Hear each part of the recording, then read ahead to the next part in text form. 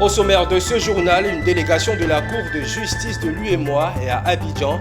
Elle organise dans le cadre de ses activités non judiciaires un séminaire de renforcement de capacités à l'attention des acteurs judiciaires ivoiriens. Le président du collège de l'autorité de régulation de la communication audiovisuelle et numérique de France a animé une conférence à Abidjan, histoire de partager son expérience avec les éditeurs et patrons de presse. Et c'est dans une atmosphère festive, le festival de musique de Cocody 2023 a refermé ses portes ce samedi. Plus de précisions dans ce journal. Bienvenue à tous, merci de suivre l'actualité sur Business 24. Une délégation de la Cour de justice de l'UEMOA est à Abidjan. Elle organise dans le cadre de ses activités non judiciaires un séminaire de renforcement de capacités à l'attention des acteurs judiciaires ivoiriens sur la loi communautaire et ses procédures. Elle en a profité pour présenter ses civilités au président de la Cour de cassation de Côte d'Ivoire et discuter avec lui des termes de référence du séminaire. Le reportage est signé Philippe Zabo. Visite de bienséance, de courtoisie et de travail. Voici comment l'on pourrait qualifier celle que la délégation de la Cour de justice de l'UEMOA est venue rendre au président de la Cour de cassation de Côte d'Ivoire. Tout cela avant le séminaire du renforcement des capacités que compte organiser la Cour de justice de l'UEMOA à l'endroit des hommes de droit de Côte d'Ivoire. La Cour de justice de l'UEMOA organise dans le cadre de ses activités non judiciaires un séminaire à l'attention des acteurs judiciaires ivoiriens, notamment des magistrats, des hautes juridictions, des cours d'appel et des tribunaux de l'intérieur comme d'Abidjan et aussi des avocats. À l'effet de discuter, d'échanger sur la loi communautaire et la procédure qui est suivie devant la Cour de justice de l'UEMOA. En marge de ces travaux, nous avons sollicité auprès de Monsieur le Président de la Cour de cassation une visite de courtoisie et de travail et pour le féliciter pour sa nomination et la confiance renouvelée par le chef de l'État et aussi échanger avec lui sur certains points qui seront débattus lors de nos travaux sur la loi communautaire. Une visite appréciée à sa juste valeur par le président de la Cour de cassation. D'abord, dans le domaine de la pratique judiciaire, il est toujours dit que les chefs de cour aient les civilités de ceux qui viennent les voir. Donc, c'est en respectant la pratique judiciaire que Madame la présidente de la délégation est venue faire ses civilités. Tout naturellement, elle vous a présenté le thème du séminaire qui aura lieu demain et nous y serons pour partager avec elle ce que nous voulons et ce que nous attendons de ce séminaire. Le séminaire de renforcement de capacités des magistrats et des avocats commence le mardi 5 décembre 2023 à Abidjan. Et parlons audiovisuel, en visite du travail de 3 jours en Côte d'Ivoire, le président du collège de l'autorité de régulation de la communication audiovisuelle et numérique de France a animé une conférence ce lundi à Abidjan. Organisée par la haute autorité de la communication audiovisuelle, cette conférence qui portait sur l'adaptation et la régulation aux défis des plateformes numériques a permis au Français Roche-Olivier Mastre de partager son expérience avec les éditeurs et patrons de presse. Koné Nanorgo et Ezekiel Seri. Le patron de l'autorité de régulation de la communication audiovisuelle et numérique de France, en face des patrons de médias et éditeurs de presse de Côte d'Ivoire. À l'initiative de la haute autorité de la communication audiovisuelle, Roch-Olivier Mestre intervenait en ce lundi 4 décembre sur le thème « L'adaptation de la régulation aux défis des plateformes numériques ». Un thème décortiqué par le français pour aboutir à une proposition de solution. Les acteurs traditionnels jouent un rôle essentiel pour nous informer, pour nous éduquer, nous cultiver, pour nous divertir aussi.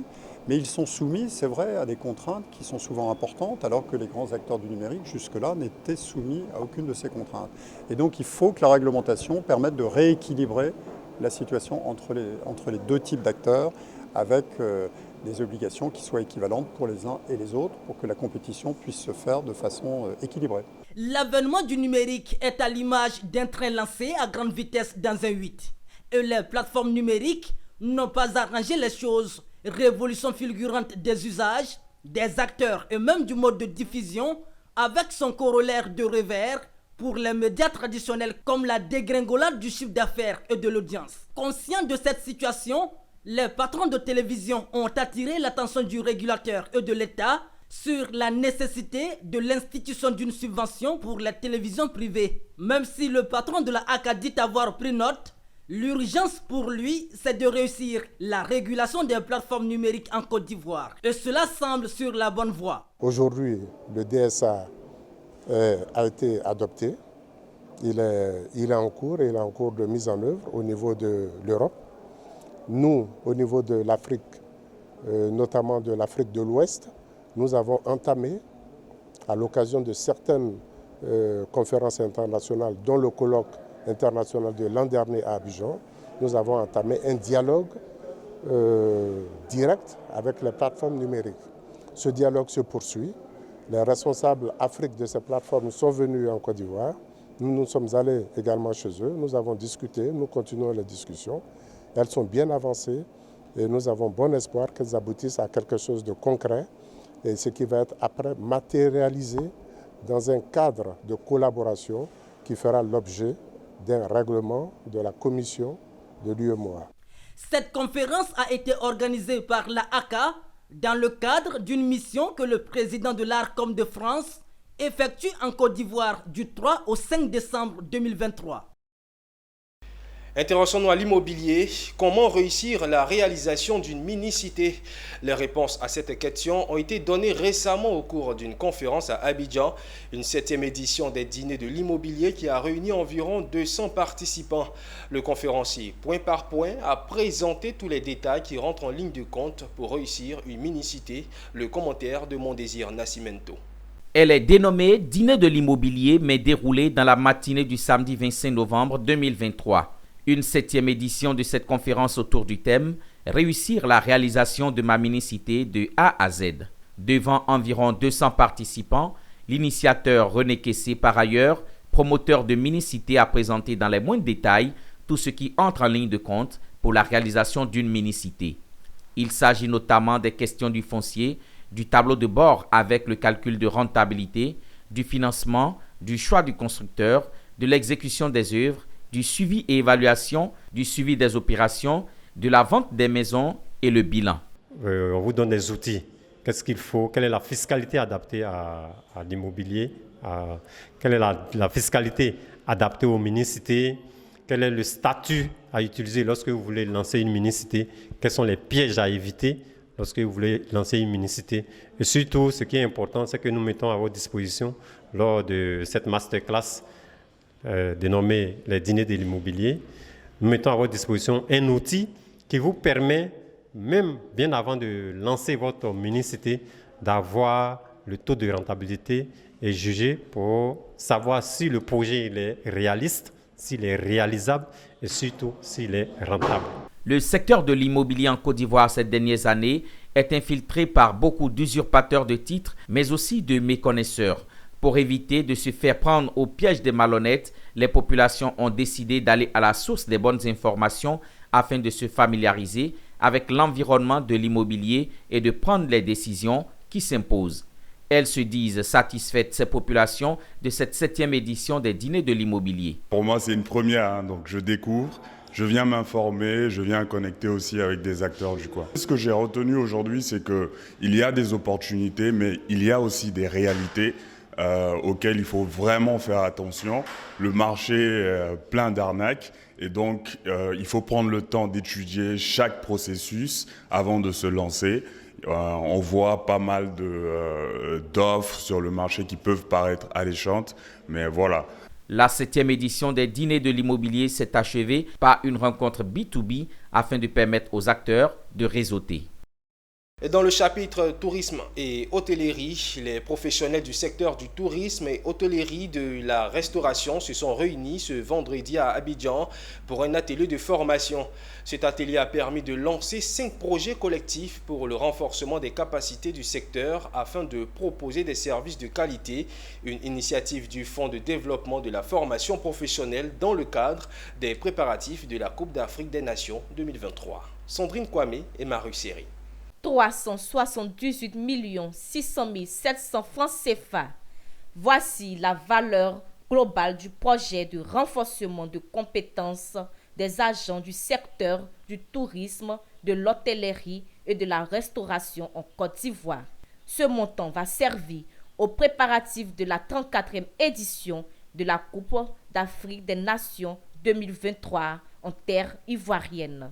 C'est dans une salle de réunion du lycée technique de Cocody que les professionnels du secteur ont donné le top départ du projet de formation des agents de ces domaines d'activité. Dans un monde en perpétuelle évolution où le tourisme, l'hôtellerie et la restauration sont des vecteurs de progrès économique et culturel et d'expression de la légendaire tradition d'hospitalité de notre beau pays, la Côte d'Ivoire, la qualité de la formation professionnelle devient un enjeu stratégique.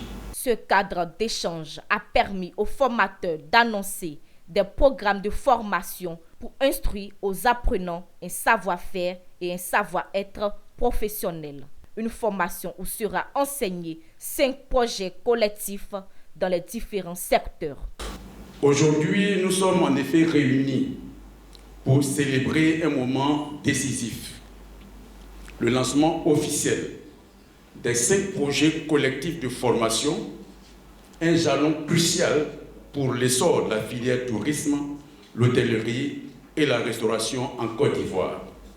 Dans notre devise, il est dit que la Côte d'Ivoire est un pays d'hospitalité.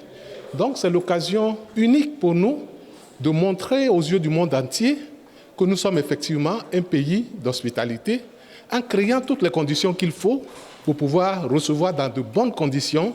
Rappelons que le Fonds de développement et de la formation professionnelle a pour mission le financement, le contrôle et l'évaluation des plans de la formation professionnelle et de l'apprentissage en Côte d'Ivoire. Et oui, la Coupe d'Afrique des Nations avance à grands pas. Dans moins de 2 mois, 6 stades et tout un pays seront rythmés au son et aux couleurs de la CAN que le pays organisateur, la Côte d'Ivoire, veut hospitalière. Et pour ce faire, parlant d'hospitalité, ce sont pas moins de 20 000 bénévoles et 6 000 volontaires qui seront déployés. L'information a été donnée par le COCAN lors de sa désormais conférence de presse hebdomadaire. Les détails avec Issa Badini et Richard Akiki. C'est une conférence de presse conjointe. D'un côté, la CAF, Confédération africaine de football, patron de la CAN, et de l'autre, la Côte d'Ivoire, pays organisateur, à travers la direction du service civique. Au cœur des échanges, les volontaires de la CAN, émanation de la CAF et les bénévoles qui relèvent de l'État de Côte d'Ivoire, CAN de l'hospitalité oblige. Pour la bonne organisation de la CAN, qui est la CAN de l'hospitalité en Côte d'Ivoire, le gouvernement a décidé de recruter et de mettre en mission 20 000 bénévoles. C'est des jeunes qui vont venir pour la fête. Ils vont venir participer. Ils vont venir s'engager. Ils vont venir pour montrer à tous ceux qui nous rendent visite que la jeunesse ivoirienne sait accueillir. Les volontaires, leur mission commence depuis les aéroports. Quand une délégation arrive en Côte d'Ivoire, son premier interlocuteur, ce sont les volontaires. Donc les volontaires, ils vont accueillir, ils vont assister les délégations. Au stade, ils vont aussi accueillir les spectateurs, ils vont les aider dans la compréhension, dans la lecture de leurs billets, ils vont les accompagner jusqu'à les sièges. Au total, selon Touré Mamadou, ce sont 20 000 volontaires retenus d'une liste de 100 000 candidats qui seront déployés comme suit. 8 000 pour Abidjan et ses 2 stades, 3 000 à Bouaké, 2 000 à Yamoussoukro, 2 000 à San Pedro et le reste pour les autres villes du pays. Quant aux volontaires de la CAN, une affaire cette fois de la CAF, ils sont environ 6 000 de plus d'une cinquantaine de nationalités. La CAN Côte d'Ivoire 2023, faut-il le rappeler, c'est du 13 janvier au 11 février prochain. L'ONG Bien-être mental de tous était en activité le samedi 2 décembre au lycée international des cartes de Marcory. À la rentrée scolaire, des parents encadreurs, l'ONG les a entretenus sur comment réussir l'éducation des enfants. Koné Nanorgo et Kississet pour le point. Au lycée international Descartes de Marcory, le samedi 2 décembre 2023, l'ONG Bien-être mental de tous, en atelier avec les parents d'enfants. À la table de séance, des psychologues et des éducateurs spécialisés. En face d'eux, les parents d'élèves. Ensemble, ils ont échangé sur la question de l'éducation des enfants et l'attitude que les parents doivent adopter pour réussir. Et la collaboration parents-enfants est plutôt privilégiée par les spécialistes. D'abord, moi, j'ai dit à tous les parents d'élèves de mettre l'enfant au cœur de la discussion, au cœur de la négociation. Ce n'est pas perdre sa parentalité, mais c'est plutôt permettre à l'enfant de s'exprimer. C'est la toute première édition de la rentrée scolaire des parents et encadreurs éducatifs qui fait suite à l'enquête que nous avons menée dans 40 établissements des DREN Abidjan 1, 2 et 4. Donc à l'issue de cette enquête, nous nous sommes rendus compte que la difficulté majeure que nos enfants rencontrent à l'école, c'est la lecture. À ce rendez-vous de l'éducation des enfants, un panel, des ateliers, des expositions ventes et des tests de profil psychologique de l'apprenant, mais surtout des cas pratiques pour donner les outils nécessaires aux parents pour mieux éduquer leur progéniture. Ça m'aide énormément. On peut pas prescrire un médicament à un parent à qui on annonce que son enfant a un trouble particulier, mais ce genre de choses, ça aide. Ça aide de savoir qu'on n'est pas seul. Ça aide de savoir qu'il y a des parents qui sont dans des situations que vous avez déjà traversées. Vous arrivez même à leur donner des témoignages. C'est très utile parce que beaucoup de parents sont un peu perdus quand les enfants ne travaillent pas. Alors que parfois, c'est juste un petit blocage que des spécialistes peuvent lever. Bien-être mental de tous est une organisation non gouvernementale à but non lucratif qui a pour objectif principal la sensibilisation sur les troubles d'apprentissage et du comportement, le bien-être des enfants ainsi que celui des personnes du troisième âge. Dans une soirée empreinte de poésie et d'engagement, la salle de spectacle de l'INSAC a résonné des mots puissants de 12 jeunes talents unis pour le Slam Rose 2023. Originaires de la Côte d'Ivoire et du Togo, ces slameurs ont transcendé l'art pour soutenir une cause noble, la lutte contre le cancer du sein. Plongeons dans cette finale mémorable où la poésie a pris vie pour sensibiliser et inspirer. Et Diane Kablancan et Richard Akeki faisaient partie de la cérémonie. Et même si ta peau d'orange est ravagée par ce cancer, prends courage, ne perds pas espoir, fais vite recours à la mammographie. Le samedi 2 décembre dernier, la salle de spectacle de l'INSAC a vibré d'émotion alors que 12 jeunes talents, dont 11 venus de la Côte d'Ivoire et 1 du Togo, se sont affrontés lors de la grande finale du concours Slam Rose 2023. Un concours organisé par l'ONG Hope Life qui s'inscrit dans une noble cause, la lutte contre le cancer du sein. Hope Life est une ONG créée par des jeunes de plusieurs nationalités, désireux de briser le mythe que représente le cancer. Donc Hope Life est une ONG qui lutte contre les cancers de la femme, notamment le cancer du sein et du col de l'utérus.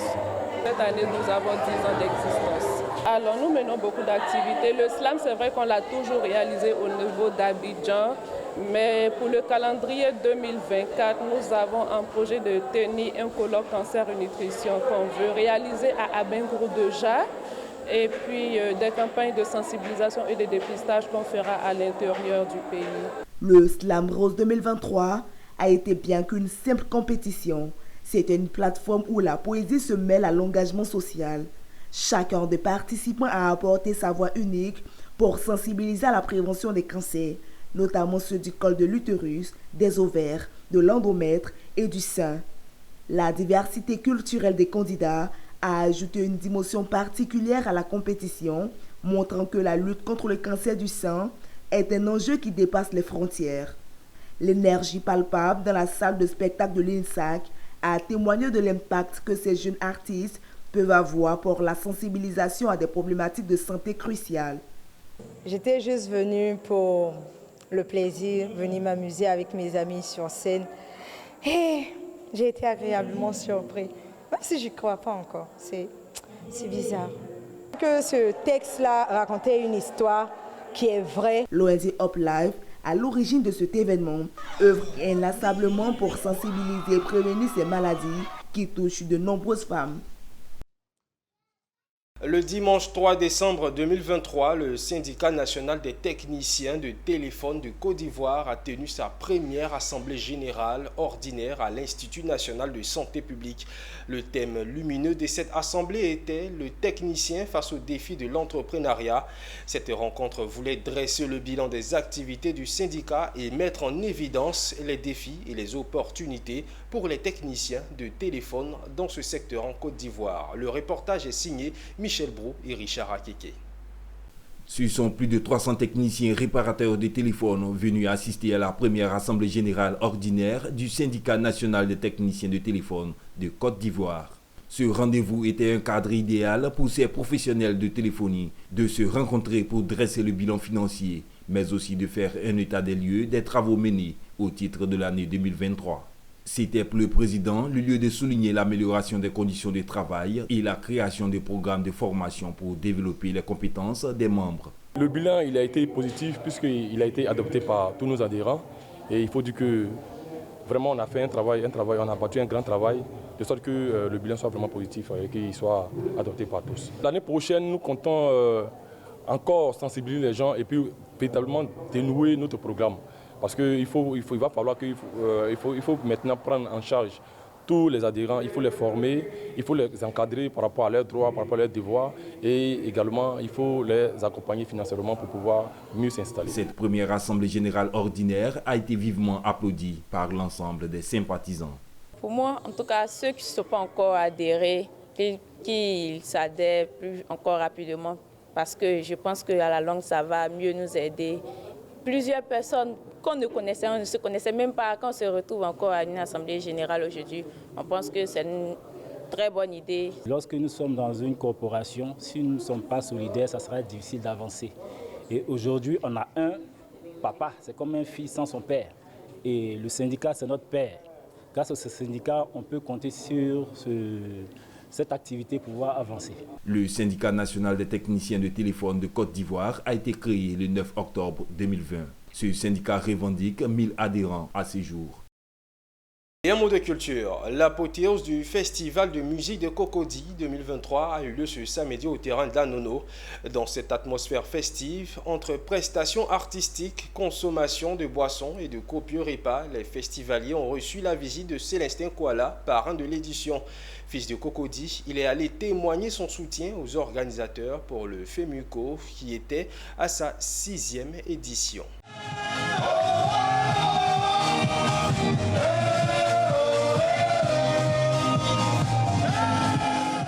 Nous sommes à la 6e édition du Festival de musique de Cocody.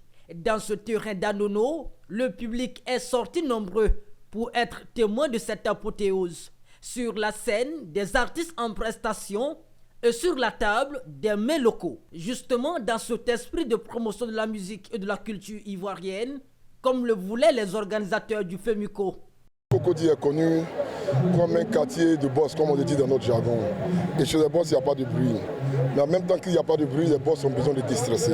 C'est des personnes qui travaillent beaucoup. C'est des personnes qui, à un moment donné, ont besoin de faire une pause et puis déstresser un peu.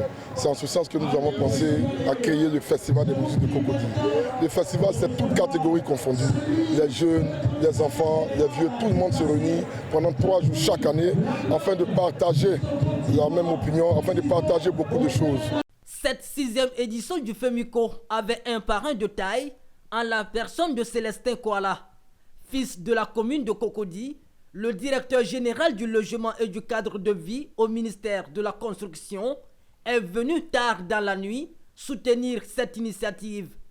C'est un honneur de savoir que des jeunes comme mon jeune frère Yannick Rossi, n'est-ce pas, non seulement de l'estime, mais pensent que des cadres, des acteurs du développement comme nous peuvent apporter quelque chose à la culture ivoirienne. Je voudrais donc naturellement profiter de votre micro pour remercier Mme Françoise Romarque, notre ministre de la Culture et de la Francophonie, pour l'ensemble des actions qu'elle mène en faveur de la promotion de la culture et de la musique ivoirienne. Et dire sincèrement bravo à mon jeune frère aussi pour toutes ces actions qu'il a menées sans beaucoup de moyens, pour la promotion de notre culture. Débuté le 1er décembre, le FEMUCO6 a pris fin le 3 décembre 2023 avec à l'honneur plusieurs artistes en prestation, dont Apuchu National et MC1.